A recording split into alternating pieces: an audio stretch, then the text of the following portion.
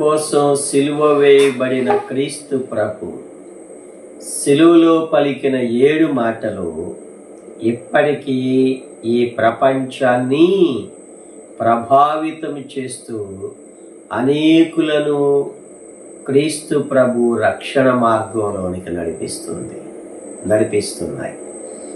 రెండో మాట మనం చూడండి. లూకాసు వార్త 23వ అధ్యాయం 43వ వచనంలో ప్రభువు దొంగతో అంటున్నాడు, నేడు నీవు నాతో కూడా పరదైసులో ఉందువు. దేవుని వాక్యం వినే ఇక్కడున్న అందరి కోసం, అమ్మలారా, అయ్యలారా, పెద్దలారా, చిన్నలారా, మనం ఇవాళ ఇక్కడ ఉన్నాం. మరి రేపు ఎక్కడ ఉండబోతున్నాం?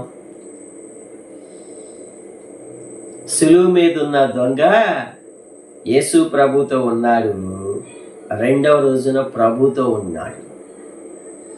మన జీవితాల్లో మనం ఈరోజు ఇక్కడ ఉన్నాం, రేపు ఎక్కడ ఉండబోతున్నాము అన్నది మన జీవితాల్లో మనం ఇలాంటి సందర్భాలు ఆలోచన చేసుకోవలసిన వారంగా ఉన్నాం.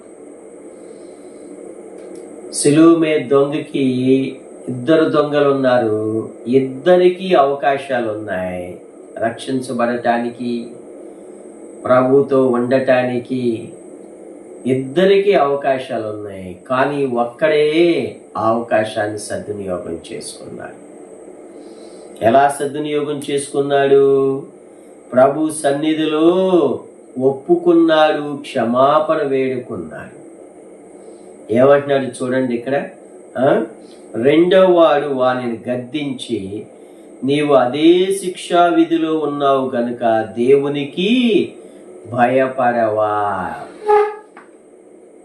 దగ్గరున్న దేవుని యొక్క భయాన్ని ఈయన గుర్తించాడు. అంతేకాదు, తర్వాత ఏమంటున్నాడు చూడండి, మనకైతే ఇది న్యాయమే, మనము చేసిన వాటికి తగిన ఫలము పొందుచున్నాము.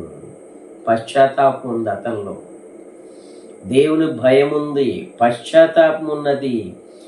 ఏమన్నాడు చూడు, ఈయన ఏ తప్పిదమును చేయలేదు.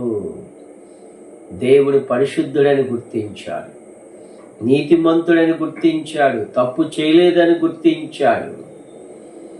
తర్వాత ఏమంటున్నాడు చూడండి, ఆయనను చూసి, ఎవరిని చూశాడు? దేవుని చూశాడు.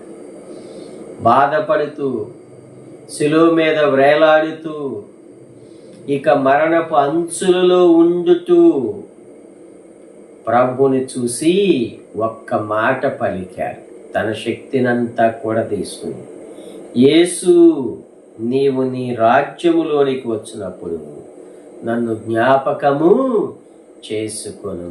దేవుడు రాజ్యముతో వస్తాడు, రాజ్యం ఉందని కూడా అతనికి గ్రహించాడు. ప్రియమైన సోదరుడా, సోదరి, నువ్వు ఈరోజు ఇక్కడ ఉన్నావు, రేపు ఎక్కడ ఉండాలి? ఎక్కడ ఉండబోతున్నావు? ఇదిగో సిలువ మీద ఉన్న దొంగ ఈరోజు సిలువ మీద ఉన్నాడు, రేపు ప్రభుతో ఉండబోతున్నాడు.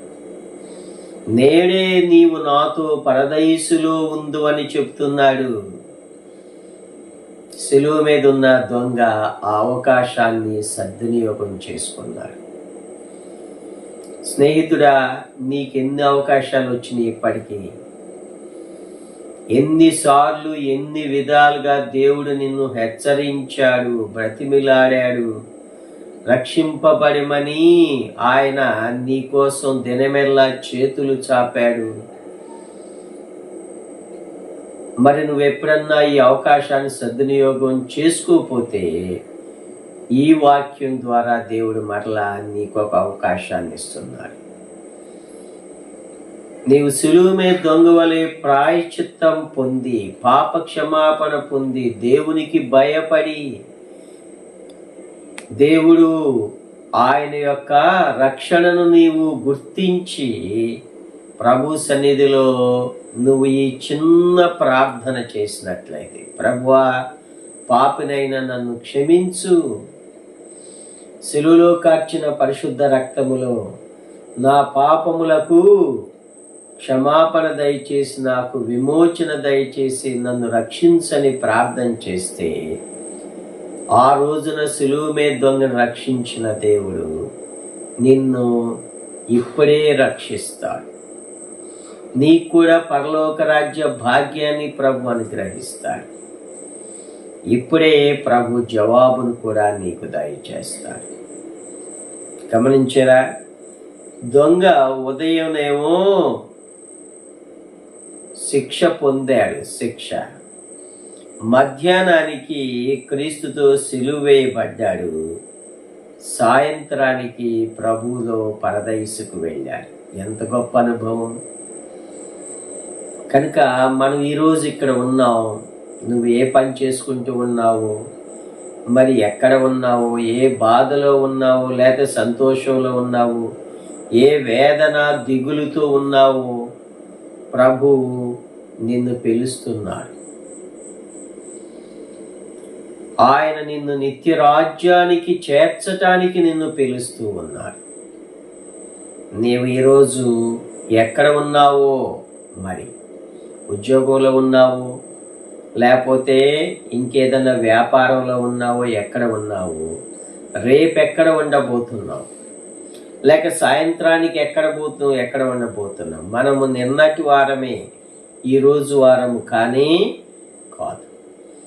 సిలువ మీద దొంగ ఏ విధంగా తన అవకాశాన్ని సద్వినియోగం చేసుకున్నాడు, నీవు కూడా ఈ సమయంలో, ఈ గడియలో నీకు దేవుడు ఒక అవకాశాన్ని ఇస్తూ ఉన్నాడు. రక్షణ పొందే అవకాశం, నిత్య జీవాన్ని పొందుకునే అవకాశం, ప్రభువులో ఆయన రక్తం ద్వారా నీ పాపపు శిక్ష నుంచి విడుదల పొందుకునే అవకాశం, యేసు ప్రభు ఆయన సంఘంలో నీవు చేర్చబడే అవకాశం. ఇదిగోని పరదైసున వెళ్ళిపోయాడు యేసు ప్రభుతో. ఇతనికి దేవుడు ఇచ్చిన గొప్ప ధన్యత.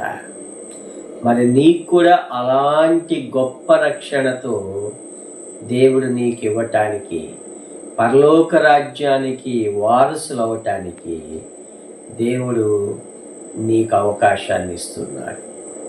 తెలుసుకుని సత్యాన్ని ఇప్పటికైనా సరే, నేడు నీవు నాతో కూడా పరదైసులో ఉందువు. యేసు ప్రభు రక్తములో నీ జీవితం ఆయన మారుస్తాడు. దొంగగా కాదు, ఇప్పుడు రక్షించబడిన వాడిగా, దేవుని కుమారుడిగా ఆ దొంగకి దేవుడు గొప్ప ఆధిక్యతనిచ్చాడు. తన్ను ఎందరు అంగీకరించరో వారందరికీ దేవుని కుమారులవుటకు ఆయన అధికారం అనుగ్రహించాడు. ఇప్పటికి ఆయన దొంగ కాదు, ఆయన దేవుని కుమారుడు, దేవుని రాజ్యానికి వారసుడయ్యాడు. మరి నువ్వు ఎక్కడున్నావు? నువ్వు ఎవరితో ఉన్నావు?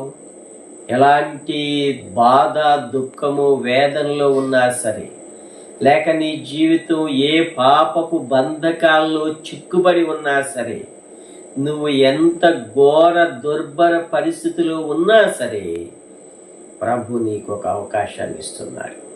చనిపోవద్దు, ఆత్మహత్యలు చేసుకోవద్దు, బలవన్మరణం పొందుకోవద్దు.